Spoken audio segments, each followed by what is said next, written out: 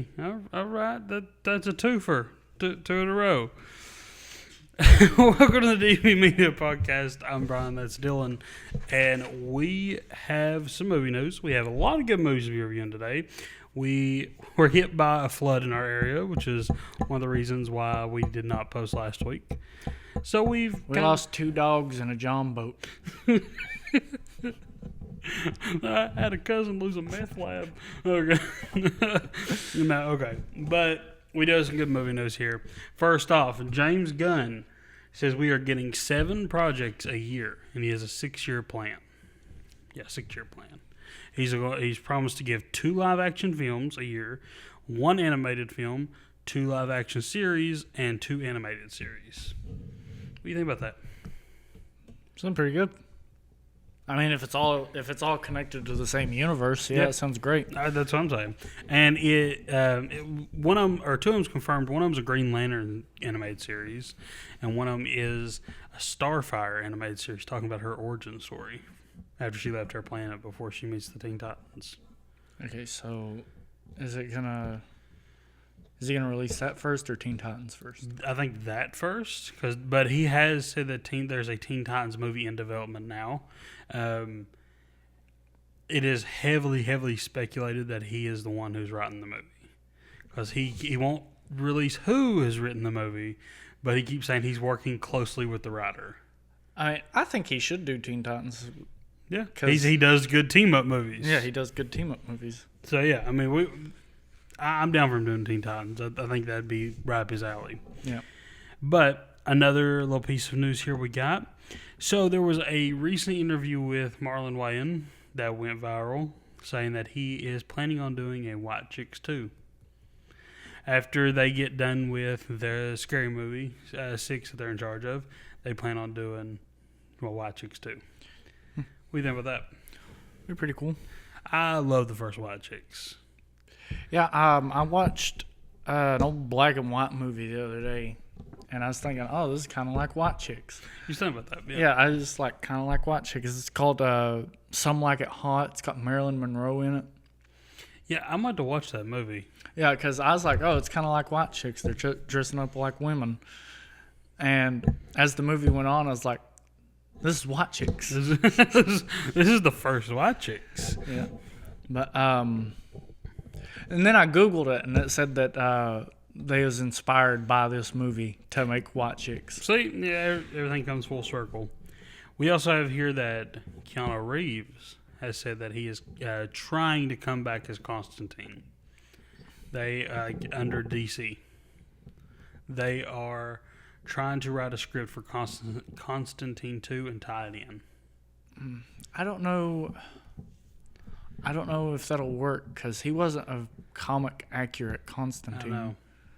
I don't get me wrong, I love that movie. Yeah, I mean, I don't love it, but it's all right. I really liked that movie when I was younger. Yeah, it was just a really cool movie to me. I didn't know Constantine was a DC character either, though. They had a Constantine show that was 1 season long. It was really good. It was on the CW, if I'm not mistaken. Yeah. But it was really good. I would love to see a Constantine sequel, and I would love to see it tie into the DCU. Yeah, but I don't know if they'll do it because he's not British. Right, and I don't know if he can do a British accent. He's getting a little too old. Have you seen him? He's got gray hair and everything. Gray beard. They make hair dye. Yeah, but still, I'm just saying, he looks a little too old for that. Also, they have confirmed that Punisher is getting a special presentation, which is not a full-length movie, and it's not a series, but it's going to be like the Guardians Christmas special, and like Werewolf by Night. He's going to get a special presentation like that on Disney+. I'm really looking forward to that. Yeah, I think it'll be good. And it is set to come out after Daredevil Born Again. Okay. So, also, they have let a few influencers see the first few episodes of Daredevil Born Again, and it is overwhelmingly positive reviews. Crazy good reviews. I don't know, that kind of scares me. Why? I usually tend to lean towards the opposite way of whoever they let watch it first. I agree, because you feel like they're always just kind of fluffing up the movie because they're getting paid to do so. Yeah, or I don't know. Like sometimes people think the movie's bad, and I'm like, this is a pretty good movie. Yeah, I'm excited. We are less than a week or two away. Is it? For it's March something, ain't it? What? Daredevil. Oh, I have no idea. It's like a week or so away. Yeah. So I am really pumped to see that again. I'm going to go back and finish season 3 because I quit watching season 3 because when I was watching season 3, like they kind of canceled the show and I was like, I'm just not going to touch it no more. And I'm going to go back and finish that so I can watch that. But looking forward to that. Last piece of news here we got. Can't say this guy's last name. John Lithgow. John Lithgow. Yeah. He has been casted as the new Dumbledore for Harry Potter. The series? Yeah, the series. I don't know how well that series is going to do. I don't either. It is way too soon to be rebooting anything. Yeah, they get like the movie. The last movie is supposed to take place when the first book released, which was 1997. Yeah. So I don't know why they're. I don't know. I don't even know what I had to do with anything. But it's just like it's a weird timeline. Yeah. No, it's a weird timeline, and honestly, I think that those are classic movies that people's constantly going to watch throughout time. Like, I don't feel like any of those characters can be traded out. I agree. Like, I think if you're going to reboot a series, you need to wait a few more years because where it just ended like recently. Well, it didn't end recently. I mean, it ended like what? 2012. Yeah, so like 12 years ago. This generation's still old enough to know Daniel Radcliffe is Harry Potter. Yeah. So like, people just, I don't know. They should have waited a little bit longer because 12 years is not that big enough gap to reboot anything. I don't think it should have been rebooted at all because it's like I said, it's like Jaws. Nobody's rebooted Jaws because everybody still watches Jaws. Okay, that is a very fair point. I think the biggest reason for the reboot is the fact that they butchered the last movie. Like the movie is nothing like the book. Like at least some of them have some aspects of them where they are related to the book or they are somewhat like the book. The last one was just like, God, throw the book out. You know what I mean? Especially with the last fight between him and Voldemort. Throw the book out. Like, we'll write our own. Yeah, so, I never read the books. So yeah. I don't know. Books were one of the first book series that I read. Yeah, So. What happened in the books? It's hard to describe because I ain't read the book since 9th grade. But I know that it was not the way that it was portrayed in the like for one, like Malfoy like kind of like turning like good right there at the end.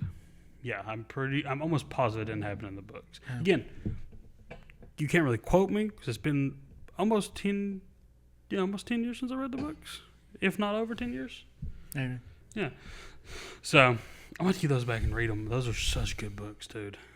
I know you don't really read books, but I'm about to get those books back and read them, especially before the new series comes out, because each season is going to be a book. So, but anyway, we'll get to the movies we are going to be reviewing today. Okay, so the first movie we got here is The Haunting of Hollywood. So, special shout out to the people who made this movie. Yep. They did reach out to us and asked us to review this movie. So that is pretty cool. And we are very, very gracious that they would reach out to us about that. Grateful, whatever. I can't talk. I'm illiterate. Not illiterate. What's the word? Retarded? That's it. No. We are very, very happy that they have reached out to us to review their movie because we're very honored. Honestly, I really enjoyed this movie. Like, it's a low-budget indie film that won some awards at a film festival. So we'll get the rundown of the movie without getting too into it, because it is a fairly new release. Yeah. So it's about this man who his mom was a wannabe actress. She lands a role in Hollywood. She commits suicide up by the Hollywood sign, and he is obsessed with her death, and he goes to make a I don't know. It doesn't really specify it's a documentary. I think it's a documentary. Documentary about that, and they're going to the Hollywood sign to film where she died. Him, and his two friends, his girlfriend and his other friend. But, what you rated this movie? I'd give it a 3 out of 5. Same, 3 out of 5. It was not going to, it's not a 5 out of 5. It's not a perfect movie by no means. Yeah. But you see the love in this movie. Yeah. That's why I gave it a 3 out of 5. Like, nothing like super spectacular happens in this movie, but I was interested in seeing how the story progressed. Absolutely. And the pacing of the story was done really well. Like, especially, again, I'm going to keep reiterating, it was a low-budget indie film. Yeah. But it is just the way they progress the story and the pacing of the story and the atmosphere that... Because it was shot during COVID. And I think that's one of its biggest, strengths. Because... Yeah, because they're trying to portray the deadness of Hollywood and whatnot. They're trying to portray how cold Hollywood can be and how...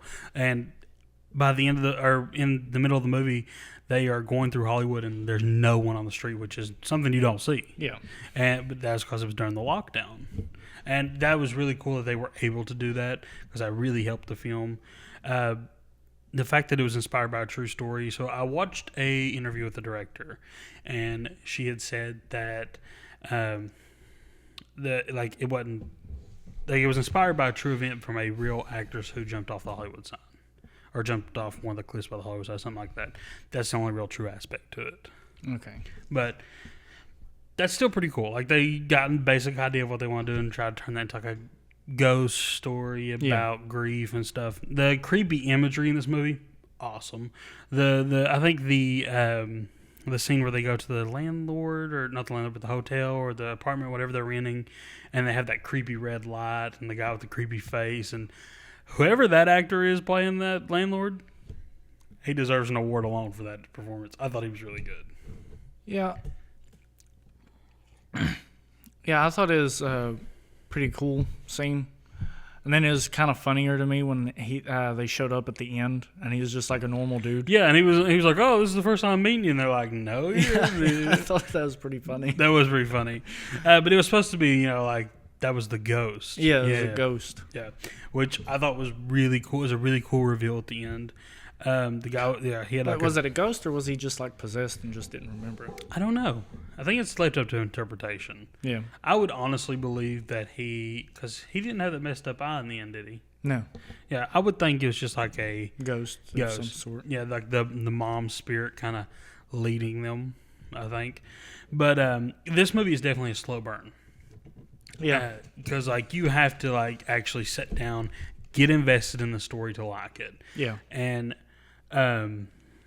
it works. Some slow burns don't work. Some slow burns do. I think this one Monkey Man did not work. Monkey Man did not work. Now I will admit, I'm gonna be honest. Like I will admit, there are times where I thought this movie drug a little bit. Yeah. And I was just like, okay, this scene can end now. You know what I mean? But again, it's not a bad thing when this is especially like your first film. Or this is your first big film, or even a low budget film. Like, that's not a bad thing. You'll have those little drug out scenes. Yeah, great movie. But what I've seen it be praised over and over again about online is the cinematography, the shots of like the Hollywood streets, the shots of like I said, the creepy red light imagery, the scene where they're actually up by the Hollywood sign. You're getting all the hills and the trees. They nailed that. Yeah, it was pretty good. Yeah, I thought that was pretty fantastic. Good imagery. Yeah, and just the way they were that they caught those beautiful scenes, that was great. Yeah, I think they really, whereas a low budget film, I think they really did themselves a favor by not trying to go too overboard with the makeup and stuff. Oh, I agree. Like try to give like special effects like ghosts or demons. I 100% agree. They left a lot of it up to your imagination. Yeah, and. Again, sometimes that works, sometimes it doesn't. I thought it worked here. It did. It really leans into the more horror aspects towards the end of the movie. Yeah. But the underlying theme of this movie is like grief, like letting go. Because this guy, I don't know if he's possessed by his mother's spirit his whole life, because he keeps like reliving like his childhood, because she was like kind of very verbally abusive to him. Yeah. And it's hinted that she was kind of physically abusive. It's hinted at that repeatedly, but can't let her go, and he's grieving about her death. So that's why he's dragging his friends to the Hollywood sign to not investigate, but film her death or where she died. And it has this underlying theme of grief and just letting go. Yeah, so he kind of sets up a proposal like it's not the only reation. Right. But really and truly, it is the only reason. Yeah, because he didn't give a crap about the proposal afterwards. Yeah, he didn't care. Yeah. I really enjoyed this movie, and to be as a movie like an indie film like this, it was fantastic. Again, it's not a perfect movie, but with indie films, you have to grade them as indie films. Yeah. And again, this is a completely honest review. Like, just because they reached out to us, we already said, we're not going to be. No. Yeah, we don't sugarcoat it. Yeah, I don't think we've ever sugarcoated anything. Yep. So honestly, I am so happy about that, and again, just grateful for this opportunity. Yep. But 3 out of 5 and 3 out of 5. Alrighty. So this next one we got, Kick-Ass. One of my favorite comic book properties ever. Give me what you rated Kick-Ass 1. You want to talk about them together or separate? We can do them together. Okay. Give me 1 first. I gave them both of them 3 out of 5. I gave 1 a 4.5 out of 5. Gave 2 a 5 out of 5. 2 is basically just, I think it's a perfect movie. I love it so much. The first one, I would probably knock off half a star because half a star is nostalgia. Yeah. Really, yeah, Nicolas Cage is a complete fucking psychopath in this movie. You want to hear something even wilder? Okay, I gotta say this. This was the first comic book I ever owned. Like the one that I purchased with my own money, because it was not a comic book series. It was 3 graphic novels. And this was the first ever one I went out and bought with my own money when I was younger. Nicolas Cage's character in the movie or in the comic is not like a retired cop. He's just a comic book nerd. And he funds all these crazy things he's been doing with a briefcase full of rare comics he goes and sells. And you know how her mom died in the movie? She didn't die in the comic. He lied to her and told her she was dead. And instead of going and living with Marcus in the comics, she goes back and lives with her mom and stepdad. That's the difference. That's a big difference between the movies and the comic. Yeah, that is a big difference. Yeah, I don't know why they tried to make him like such a hero, and like just let him be a dirtbag. Yeah, I don't understand that. I love the whole atmosphere of this movie because it's like a big, like, this is like a group of friends, like this is something we would talk about. Why ain't someone been a real superhero? And then you'd be like, cause it's impossible, you idiot. Like, no, it's possible. You just gotta go through like a Punisher route. yeah. You can't do like the whole Kick-Ass thing. Yeah. This movie came out long before its time. Like, you gotta admit, like, if this movie came out today, it'd be a hit. Yeah. The only thing that I would say to that is, I think Aaron Taylor Johnson's the best one for that role. I agree. I 100% agree. I can't really imagine anybody else as Kick-Ass. I couldn't either. So everyone, I think they nailed their casting. Like him and Chloe Moretz. Yeah. And I forget his name. Who? The guy who played Red Mist. I got it right here. Christopher Plessy? I don't know. Yeah. Christopher something. But yes. Nick Cage, Chloe Moretz, Aaron Taylor, the guy who played Red Mist, Clark Duke, even Evan Peters is in the first one. He's in the second one too, ain't he? Nope, they recasted him in the second one, just like they did Marcus. Oh. Yeah. I didn't really pay attention to him. Yeah. Everyone nailed their role. Every single person nailed their role. And I forgot, I lost my train of thought. You couldn't have asked for a better cast. You couldn't ask for a better Kick-Ass. Couldn't ask for a better Hit Girl. And this movie is just an all-around fun time. Yeah. I think the opening where the guy falls off the roof is so hilariously funny. He's like, Yeah. that's not me, by the way. That's just someone with a history of mental illness. Yeah. That was really funny. You gotta admit, for a funny comedy like that's really goofy, the fight scenes are really well choreographed. Yeah. Even from Big Daddy taking down the warehouse to Kick-Ass's first real fight whenever he saves the first guy and goes viral.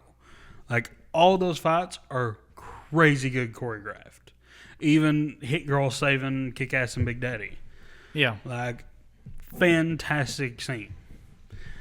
And like I think it's kind of cool that they're not really afraid to mention other superheroes. right, like Batman, yeah, Spider-Man. like because a lot of people won't mention it about copyright and they're just like Well, they probably got the rights to mention the names and stuff, but Right. still, it works really well that they do it.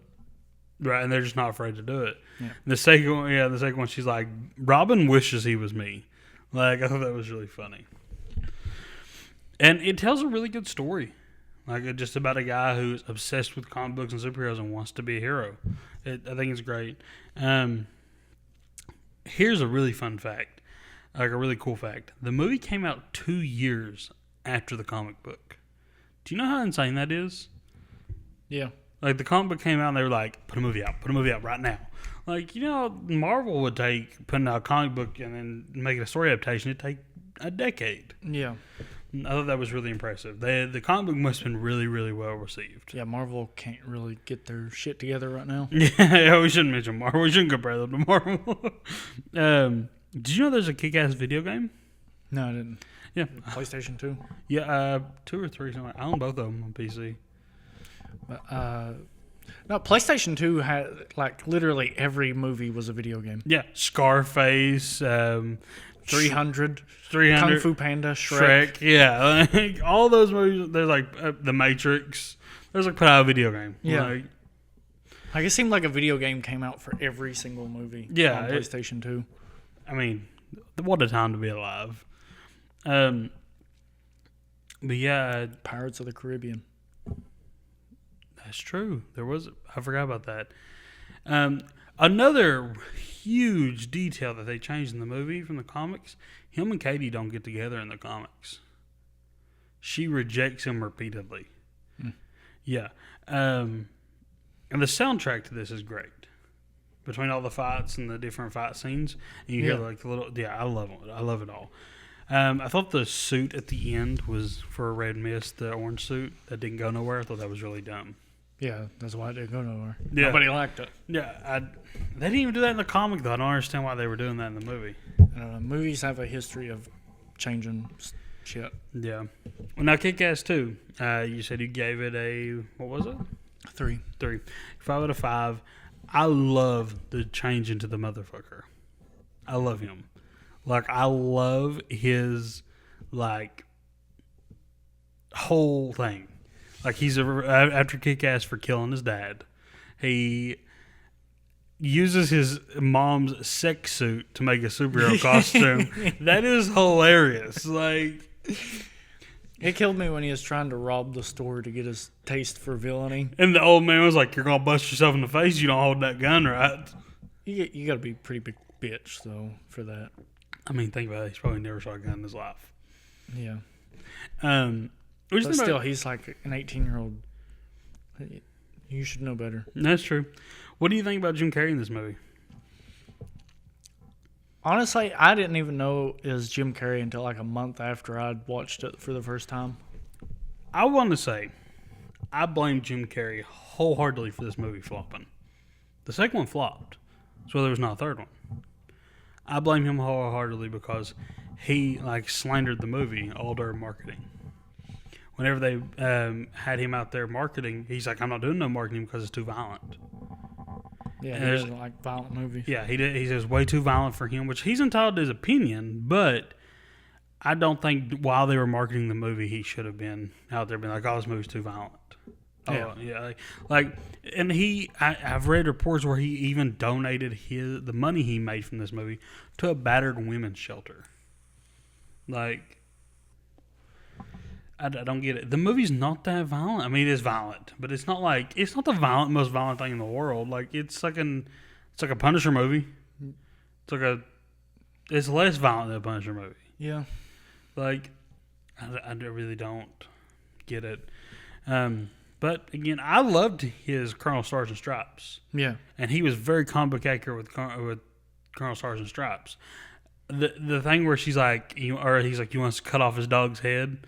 That is a straight reference from the comic books. In the comic books, they cut his dog's head off, and put his dog's head on his body and send it to Kick-Ass. Mm. Yeah. Well, don't really send it to they put him on the news to be broadcast to Kick-Ass, but yeah, that is a straight reference from the comics. I love how there's multiple superheroes in the second one. Like they have like their own spoof of the Justice League.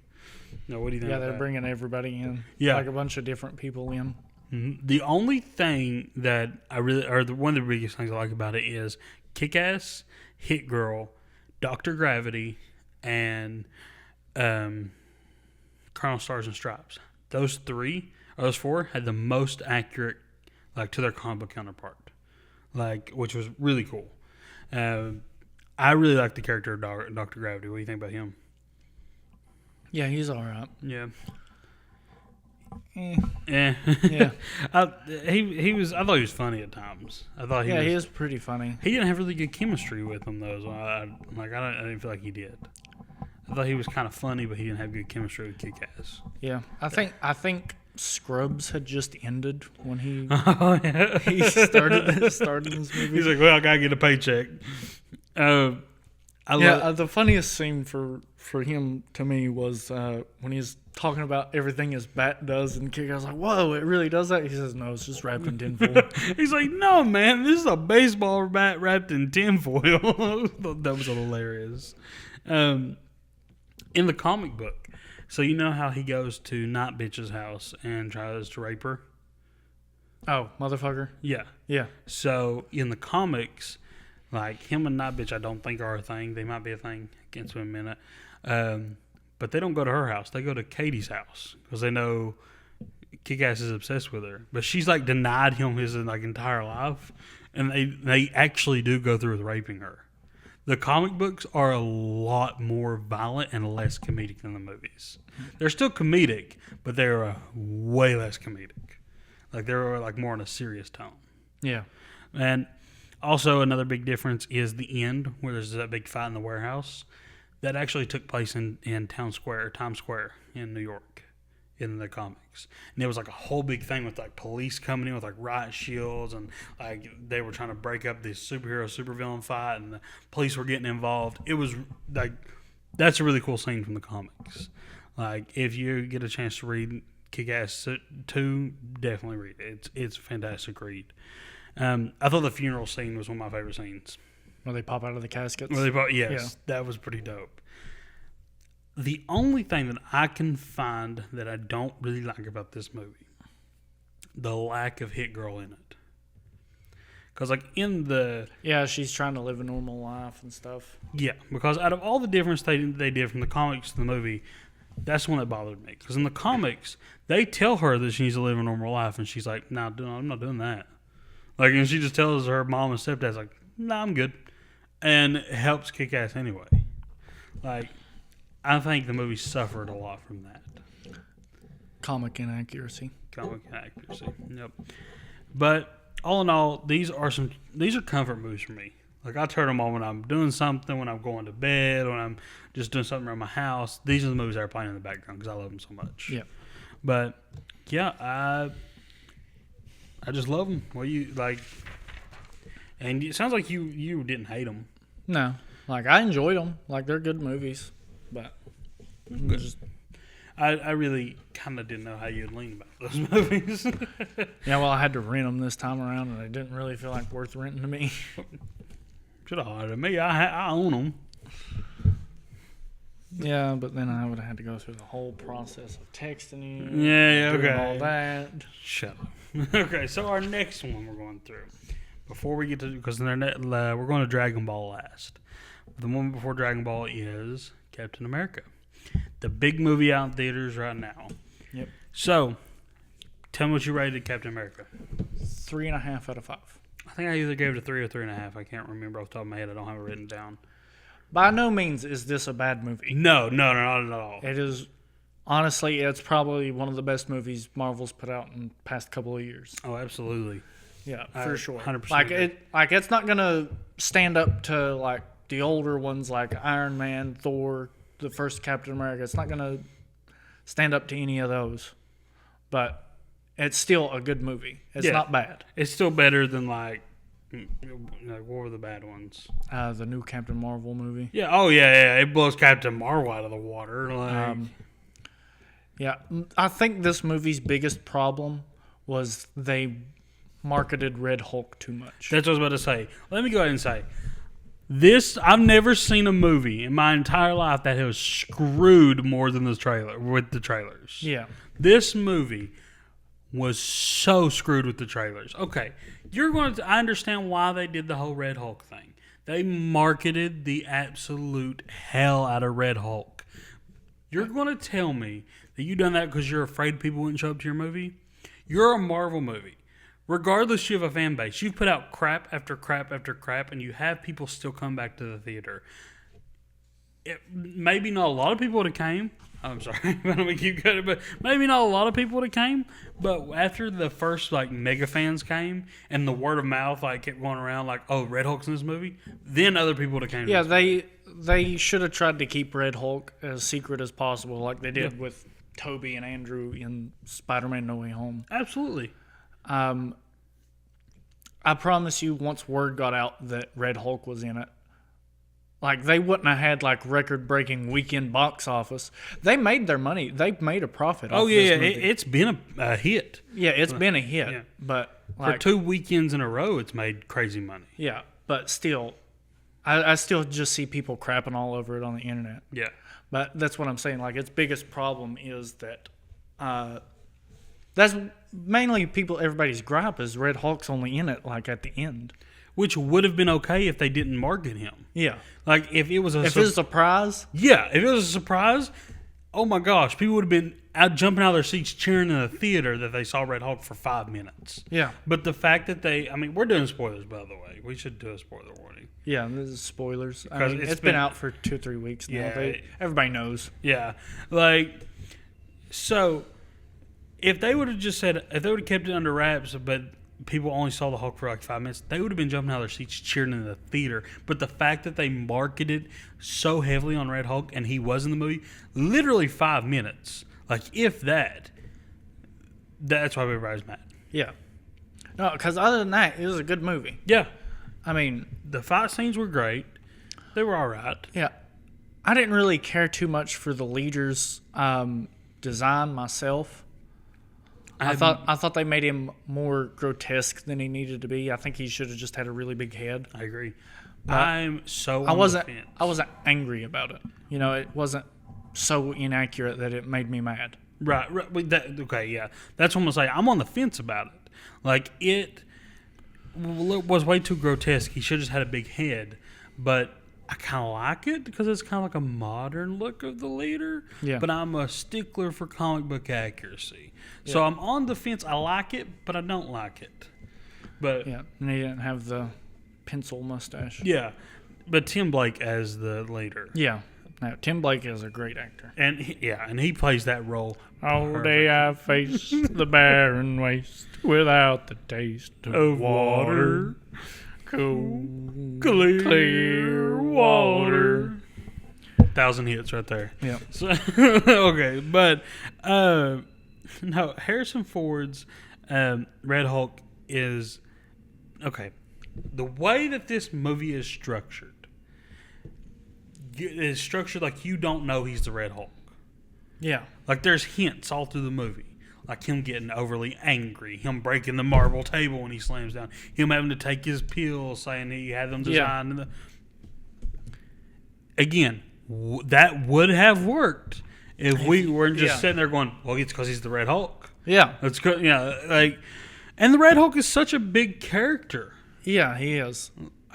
But they way over marketed him. Yeah. Like, they were afraid. After all their flops, they're afraid. Yeah.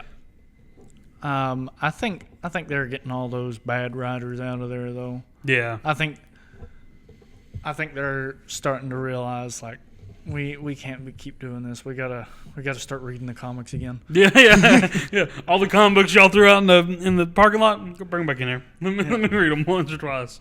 Yeah, no, I did like. I was afraid that they were going to have like the Red Hulk like hot. You know how he was like burning stuff when he was touching the stage and was like leaving burn marks. I was so afraid that they weren't going to do that. Oh yeah, there's just gonna be red. Yeah, I was like, you understand why he's red, right? Come on, Marvel. Yeah. Like, come on. Yeah, it never specifically said anything about it, though. And I don't like, again, one of the biggest gripes I have is the fight between him and Captain America is like he just kind of gets him to calm down. Red Hulk has a very good, like, weakness, which I really like. You can make him so angry he overheats. Well, his first appearance, nobody knows that. Yeah, I mean, I know. All he knows is Bruce Banner. How do you calm him down? Bring in a woman. That's true. That is true. But I mean, we should talk about the positives too, because like the aerial scene where they're fighting over the. Oh yeah, well they're fighting over the Indian Ocean. Great scene. Yeah, the aerial fights with the planes. Yeah, awesome. The fight in the beginning, the opening scene. Yeah, fantastic. Great fights, and yeah, it's just a great movie. All the fight scenes are really good. I enjoyed every aspect of this movie. It's just, I would have liked it a lot more had I not known the Red Hulk was going to be there. I'd have put it up at a 4 or 4.5. Yeah. Easily. But it's a nothing movie. It didn't set nothing up. No. It had that like one thing, and he's like, there's evil versions of everybody. Yeah, he's like, the others are coming. It's like, okay, well, we knew that. Yeah. Like, I think that was kind of like foreshadowed with the Red Hulk. Because he's like the evil version of the Hulk. Not really. Yeah, I know, but like, he is, but he ain't. So maybe it's kind of like foreshadowing that. My biggest, and more than the Red Hulk, more than anything that just pissed me off, they mentioned adamantium one time. Yeah. One time. The entire movie, because that's where they're getting adamantium, is the celestial poking out of the ground.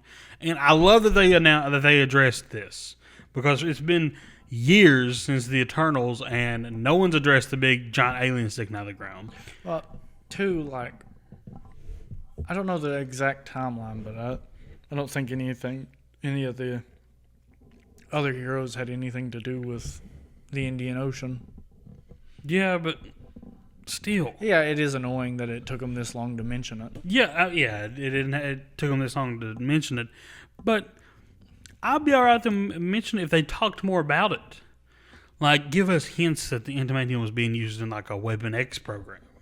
You know what I mean? Or some kind of... They don't have to say Weapon X. Just say a classified government program. Yeah. So that would be enough for me to say, oh, that was worth it.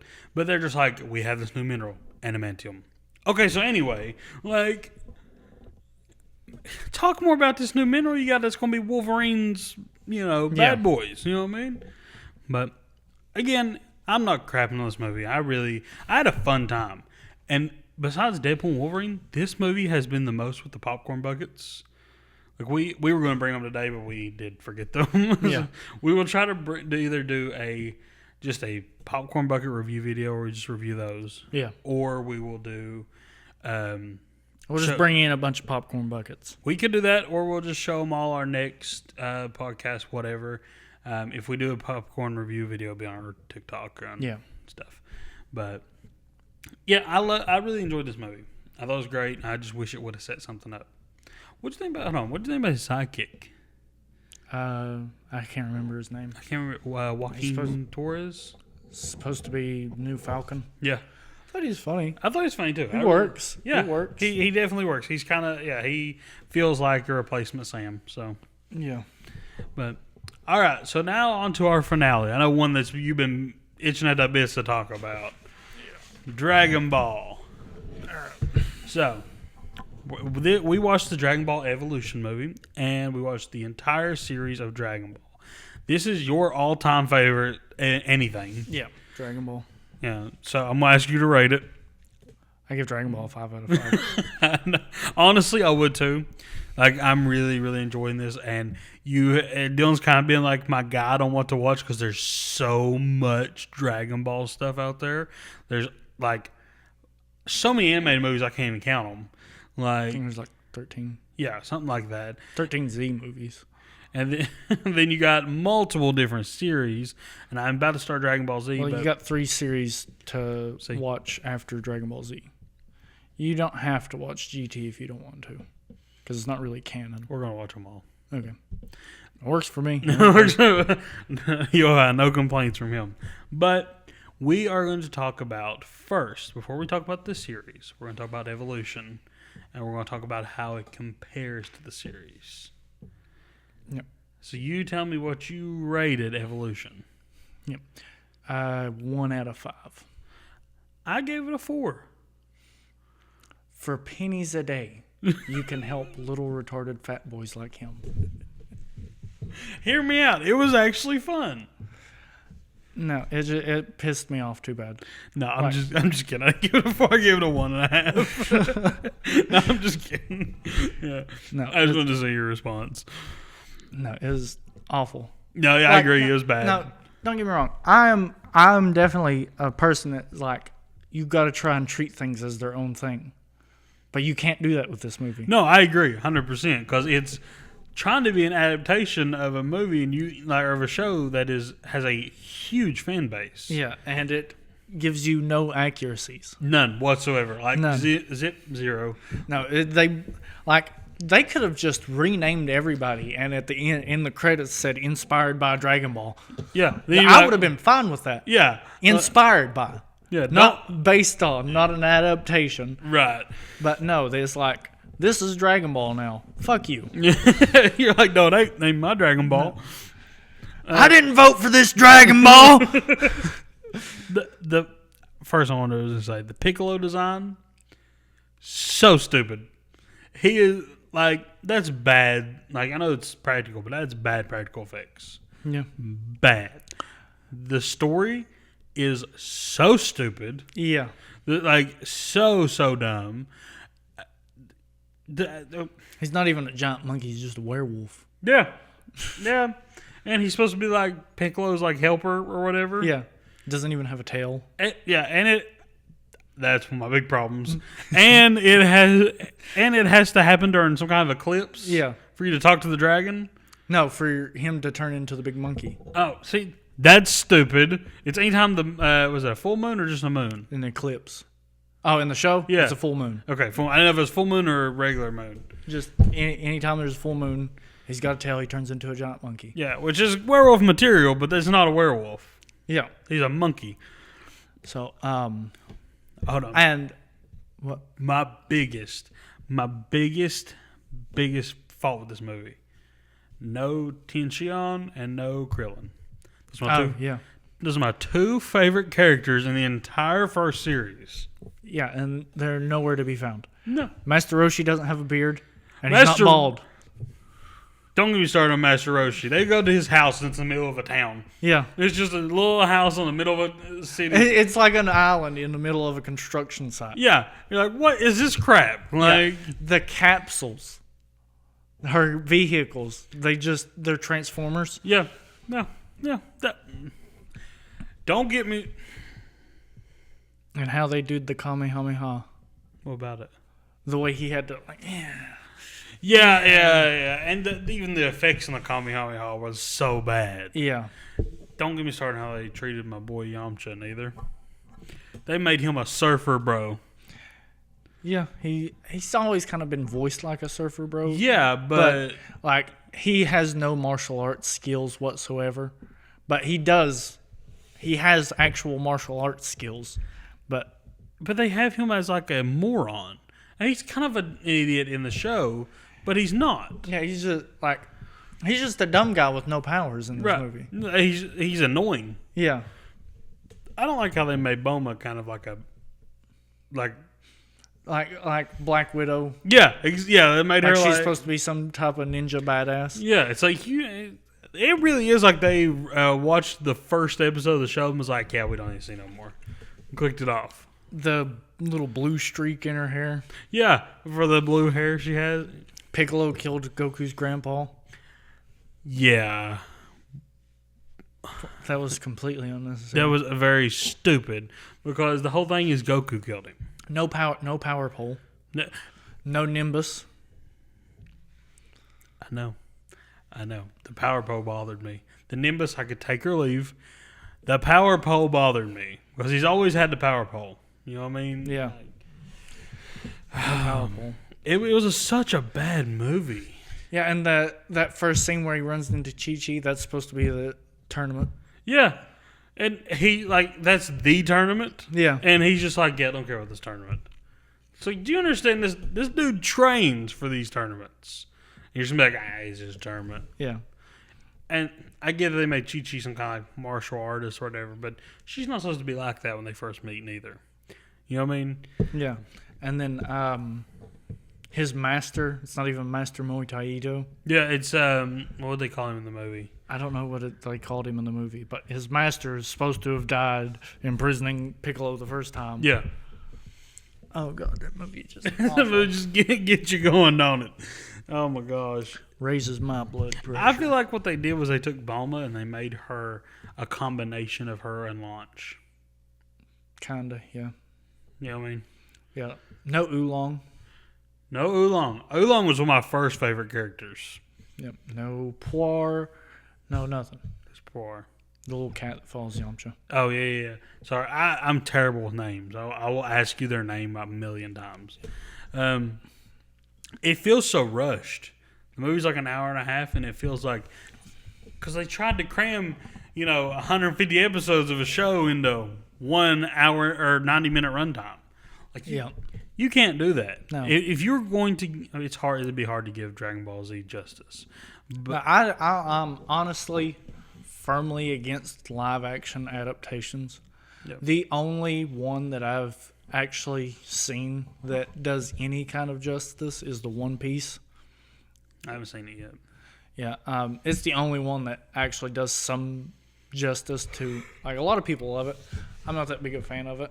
Like, I don't think it's bad, but the live action One Piece is probably the best live action anime adaptation there is. I am on a journey of watching all these animes, and Dragon Ball's first. Then I want to finish Demon Slayer. Then I'll probably watch One Piece. I want to get back into watching Chainsaw Man too.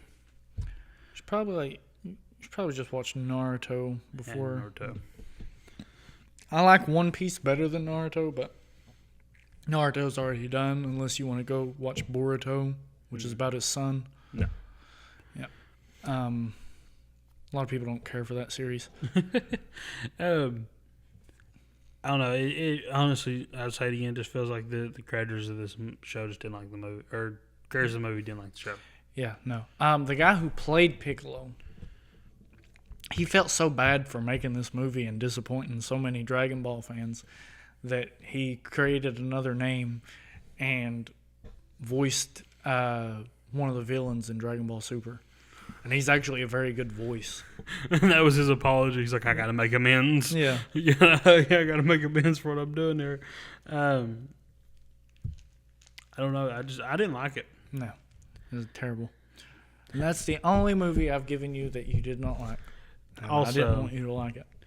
What bugged me too was the way they said Gohan. They called him Gohan. That bugged me. Yeah. Yeah, no, this just movie's just bad all the way around. Yeah, because I wonder I don't know if it came out in like 2012 or 2010, and I wonder if Goku and Bulma they also play Fiona and Steve in Shameless. Jimmy Steve, yeah. Yeah. Is that how? I don't know. I need to look up interviews, see if that's how they met or if they've just always been friends or something like that. I don't know. They may have just worked on 2 different projects together. Could have. But I've never actually watched all of Shameless. brother, watch Shameless. It's one of the best shows to ever exist. I don't know. Maybe I'll give it a shot one day. It's so good. But hold on. Let's talk about the Dragon Ball series. So, you have recommended this series over and over again, and I absolutely love it. Now, the reason it took me so long to watch it, there is an arc in this movie with the Red Ribbon Army that takes about 30 episodes, give or take. And when I tell you it's the hardest 30 episodes I ever to watch of any series, I absolutely hated the Red Ribbon Army arc. There's something about them. I just didn't feel like they were on Goku's like level. Yeah. You know what I mean? Like, I just feel like they were just more of an inconvenience. Like the Pilaf gang. Like the Pilaf gang. Like, they're more of an inconvenience. It's like, oh, well, they done this. Let's go solve that. And like, if there's no, like, the whole Piccolo story, that's a great story. The story of him training with Corrin, great story. Like, give me more of those, but like the whole Red Ribbon thing, it's like, okay, these guys are just kind of pissing me off for 30 episodes. Yeah. But any thoughts you want to talk about Dragon Ball? Yeah. I've always loved this show. Yep. Like, I've loved Dragon Ball since I was wee little baby boy. wee little man. Wee little baby boy. And it's always been funny. Dragon Ball's always been funnier than Dragon Ball Z. Right. And I feel like it's got the perfect amount of comedy and action in it. And it has a good adventure along the way. And the tournament arcs are so well choreographed. I agree. The tournaments are the best part of the whole series. Yeah, the tournaments are always the best arcs in Dragon Ball. I will say, one of the biggest negatives I have about it is I don't like Kid Goku. I like Adult Goku. So give me Adult Goku more. Like, I like how he was in the last 20 episodes, something like that, 10, 20, something like that. And I like that I like the whole Piccolo villain. Like, I thought that villain has a fantastic origin, has a fantastic story, has a fantastic rivalry with Goku. I love it. Yeah. And my favorite, I would say that my favorite arc is probably the last tournament. Where he fights Junior? Yeah. Yeah. So the Dragon Ball Daima, I just now caught up to it, and I absolutely love it. Like, brings back everything I love about Dragon Ball, like the comedy and everything. But I remember. It dives into new origins for Namekians. Like, it explains certain beings and everything. I'm trying to not give too much away for you. Right. But it explains the existence for Piccolo and everything like that. Piccolo's dad and everything like that. So, so you should watch that one after you finish Z, and then we'll start Super. But by the time you get done with Z, it'll probably all be dubbed. Gotcha. So we're going to be reviewing Dragon Ball Z season by season. Yep. So I'm looking forward to that. Well, for you, it'll be saga by saga. Right, well, yeah. And then... Do you want to review Gotham season by season? Yeah, I was going to say I'll do Gotham season by season. Okay. I'll rewatch it with you. And we're watching Dragon Ball. I love Gotham. I love Dragon Ball. So. Yeah. All right. So, I believe that's all I have for it right now. But honestly, I should have finished it more often or sooner, but again, I just couldn't get past that Red Ribbon arc. I don't like them. I don't like the story. I know they come back at some point, but I feel like at that point I'm going to be so invested in the show I'll like it because they don't come back how you're thinking. No, well, honestly, the characters of Dragon Ball are so well written, and they have such great redemption and stories, and like the way that, like, just for example, like Goku or Yamcha or any of them, like, they are so well written characters that get such good character development through the show, like through the runtime of the show. It's just great. Like, I understand why this show has a great fan base. Yep. But yeah, I think that's all we have for this episode of the podcast. Yep. So next week we are going to be reviewing. Give me your two movies. Brewster's Millions, I'm and so pumped to watch Brewster's Millions. Hear No Evil, See No Evil. Gotcha. My 2 for you is going to be Companion, the new movie that just came out about the robot, and Flight Risk with Mark Wahlberg. Okay. And we are going to try to get to the theater and watch Last Breath with Woody Harrelson about the underwater divers. Yep. It's the only new movie out at the time. And then the week after that, we're going to be reviewing Mickey 17. Yeah, I am excited for Mickey 17. So excited for Mickey 17. That looks like it'll be a good movie. And Robert Pattinson is just fantastic at everything. All right. But that'll be it for the podcast. Like, subscribe, and yeah. Bye. See you later.